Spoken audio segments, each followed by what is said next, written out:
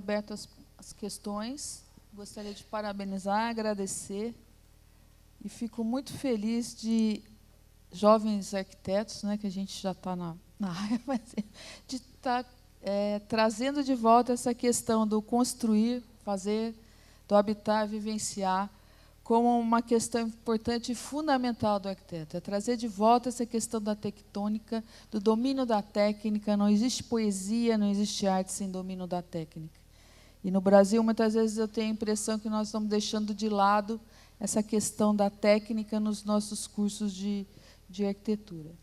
Então, eu não vou falar mais, eu gostaria de, quem tem alguma questão, por favor, se manifeste.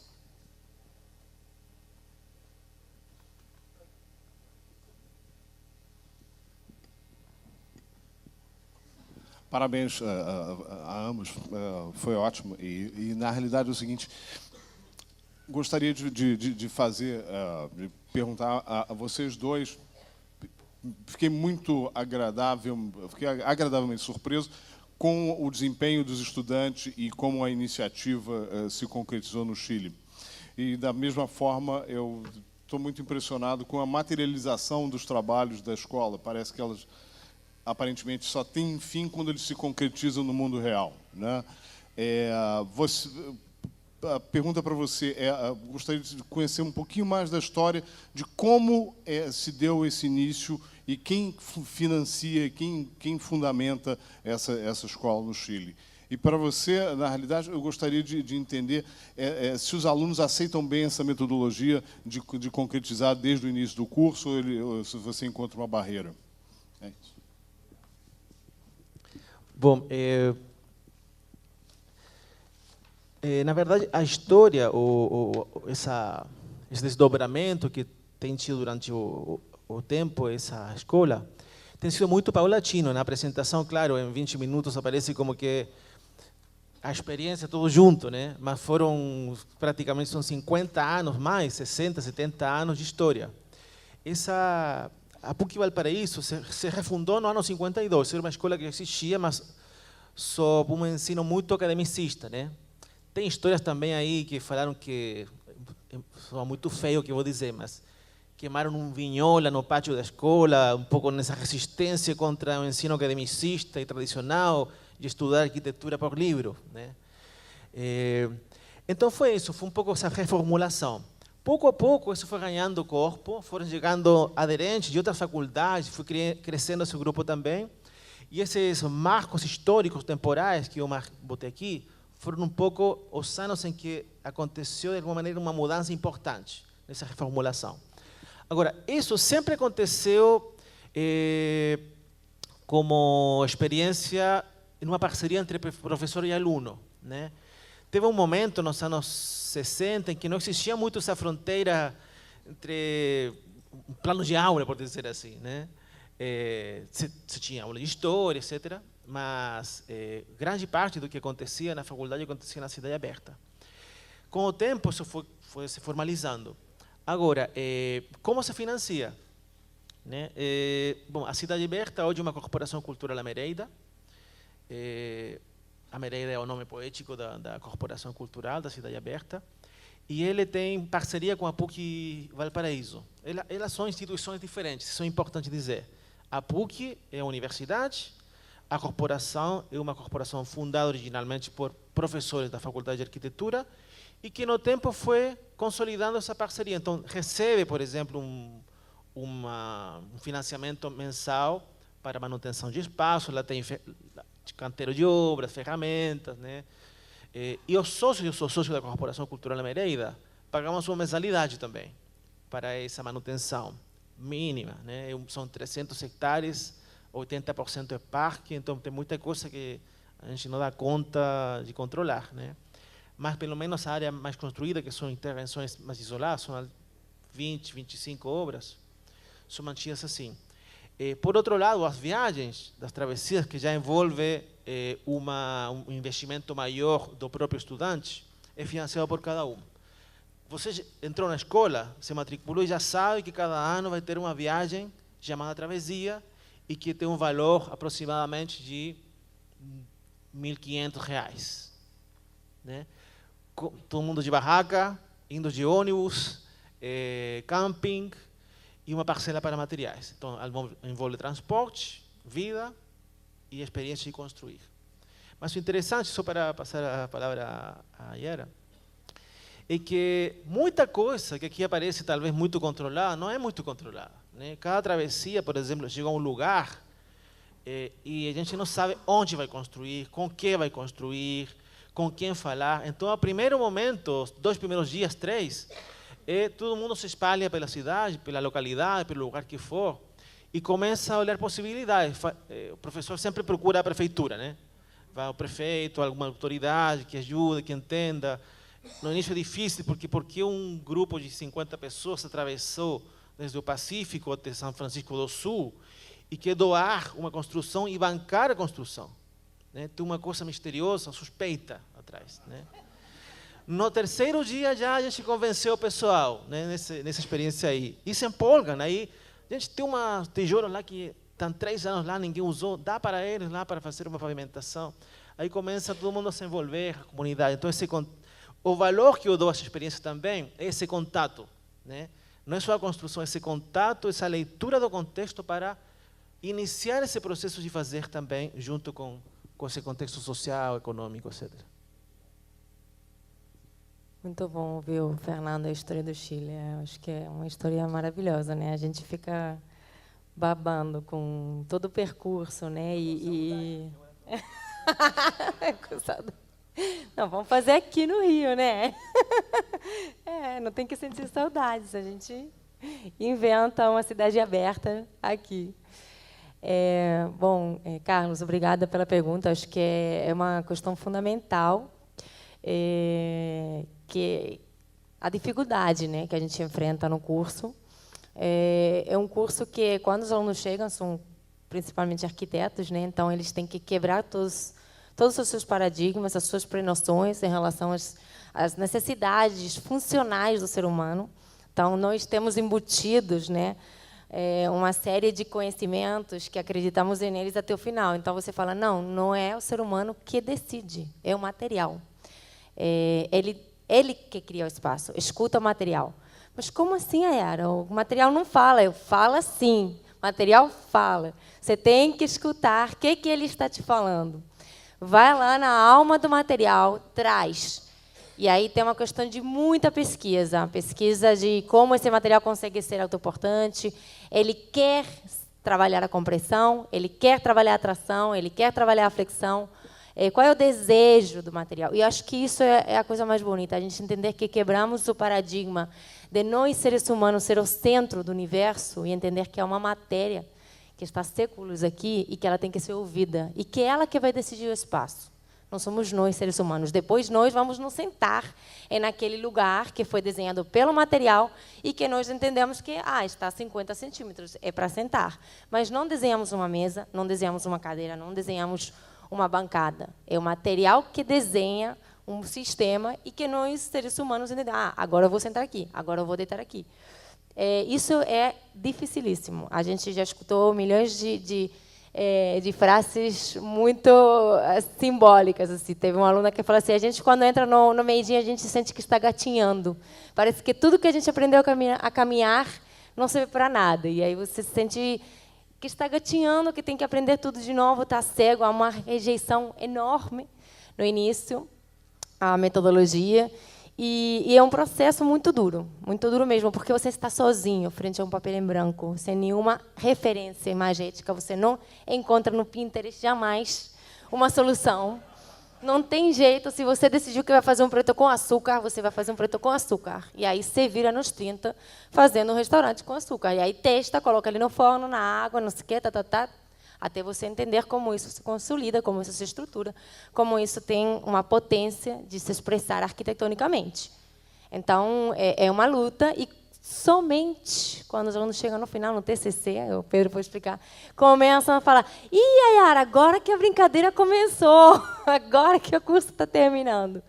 Então, tem uma grande dificuldade de você tirar as prenoções, que são o nosso lugar de segurança, ter muito medo, né, de a gente se sentir no vazio, no vácuo.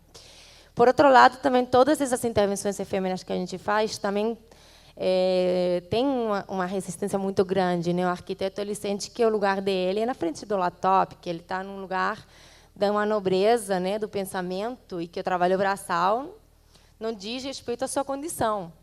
Então, eu levei um choque térmico, assim, enfrentar essa, assim, porque para mim, desde, sei lá, o meu paradigma como estudante na Espanha, não tinha essa diferença, né? Nós, sabe, você joga no chão, vai com tudo e vamos começar a construir, ensujar a roupa. E aqui eu entendi que era uma realidade totalmente diferente. Assim, eu operava uma resistência enorme, mas eu era a primeira a me jogar no chão. Chegava lá, me jogava de cabeça, começava com os outros professores. E a partir dessa deconstrução de que o professor também fica quietinho lá, sentadinho, não, vamos lá, aí você se ensuja, quebra a unha, machucou o dedo, mas é assim que a gente ensina, operando através dessa mesma atitude de ação. Foi muito difícil também nos primeiros projetos, né, de construção dos espaços efêmeros, porque também quase todos os alunos são meninas e também tem toda essa questão de gênero que tem que ser deconstruída. Mas quando é revelado, quando eles percebem a potência e a força deles estar dentro de um lugar que foi construído por eles, essa possibilidade deles se expressar, porque eles idealizam e depois constroem. Então, eles não estão realmente assim sentindo que eles estão somente construindo, eles estão criando. E a sensação de você estar num espaço que você criou, tem toda essa relação de afeto, de se expressar, que vai fazer com que as posteriores, né, exposições, instalações, seja um processo muito mais leve, mais tranquilo, mais divertido. Vai, de alguma forma, limando essas arestas, né, que não são simples. Assim, não é de primeiras que a pessoa vai chegar e se jogar e querer se sujar e começar a fazer uma montagem que vai ter que suar mesmo. E no final do curso, a gente já traz essa questão do TCC, onde eles têm que construir na escala 1 para 1 um projeto que é deles. Então, a gente já vê essa transformação, eles mesmos construindo. Claro, sempre vai ter alguém que vai mandar fazer, mas a gente valoriza muito mais aquela pessoa que vai fazer mesmo com suas mãos. É um protótipo, então, assim, a gente não vai ficar... não, tem que ficar perfeitinho. Não, faz com as tuas mãos. E aí, quando chega um aluno no TCC e fala assim, aqui deu um erro, acho lindo, maravilhoso, desvelar o erro, porque ele aprendeu naquele momento que aquilo não funcionava, que aquela junta, que aquele parafuso, que aquela medida não estava na escala certa, como ela tinha desenhado. Então, esse momento é sensacional. Você vê uma pessoa que entrou com um afastamento de construir, de colocar a mão na massa, chega no final do projeto e está ali construindo, parafusando, eu acho que é uma coisa que vale muito a pena assim, enfrentar essa resistência. Eu reconheço assim que sofro, né, nessas... Vamos construir. Aí todos me olhando assim, Yara, então... mas, no final, você percebe uma transformação tão grande que vale muito a pena enfrentar essas arestas, né, iniciais. Nós temos, então, mais 2 minutos para a última pergunta, para não atrasarmos o intervalo do almoço. Ok? Obrigada. Temos uma pergunta aqui que eu adorei. Como vocês veem o ensino de arquitetura hoje sendo realizado de forma virtual, o tal do ensino à distância, totalmente contrário ao que vocês acabaram de demonstrar? Eu queria dar um beijo em quem fez essa pergunta, porque eu estava me segurando aqui.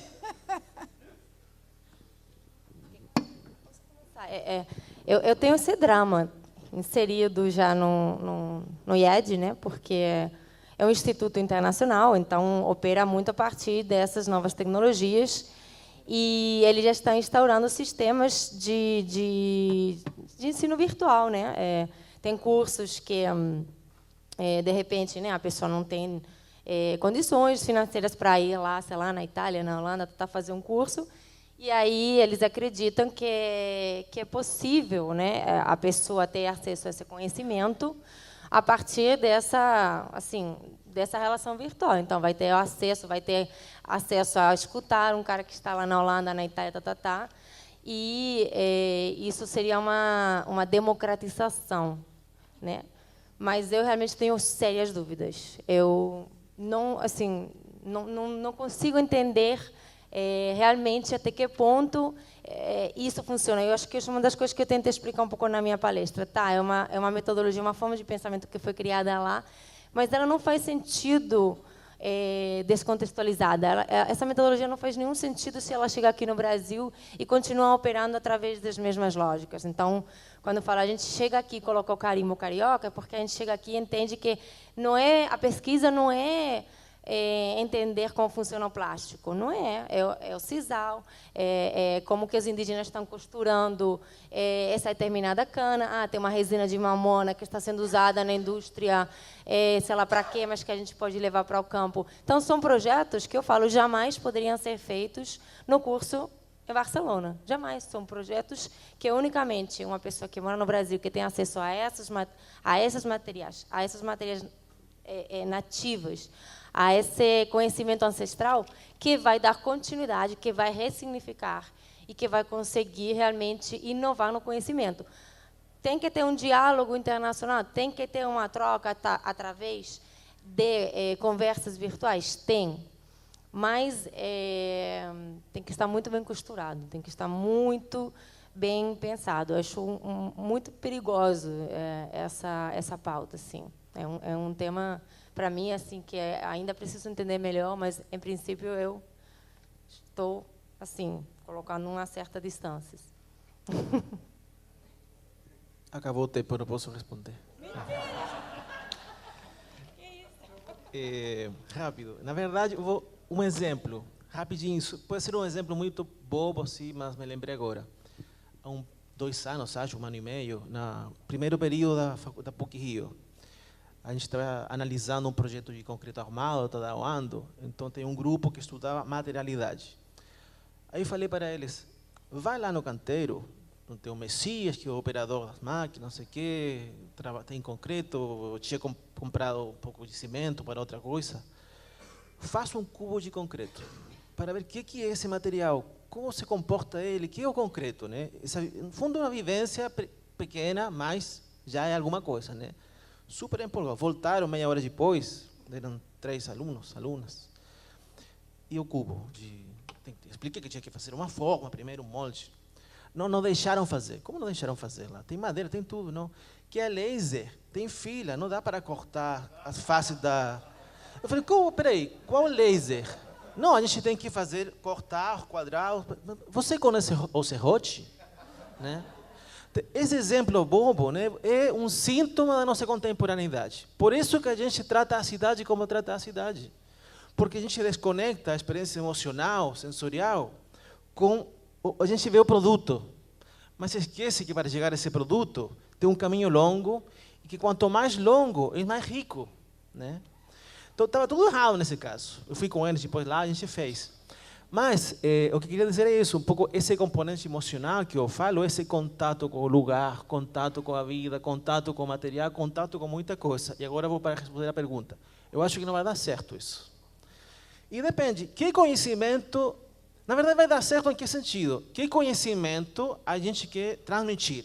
Porque talvez sai um tipo de arquiteto que precisa formalizar um projeto e tem que dominar muito bem os programas, e confio neles, e acredito neles, e eu acho que vai dar certo.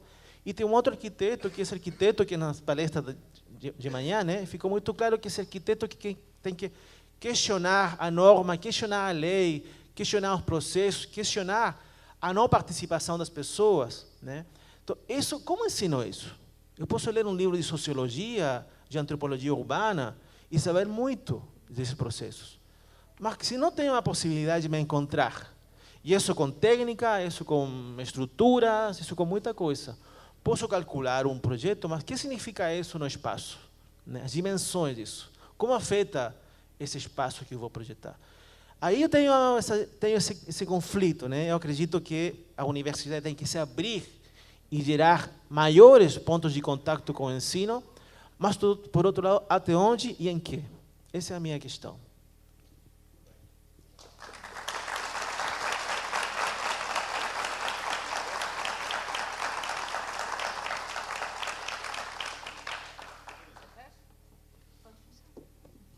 Bom, gente, muito obrigada pela presença.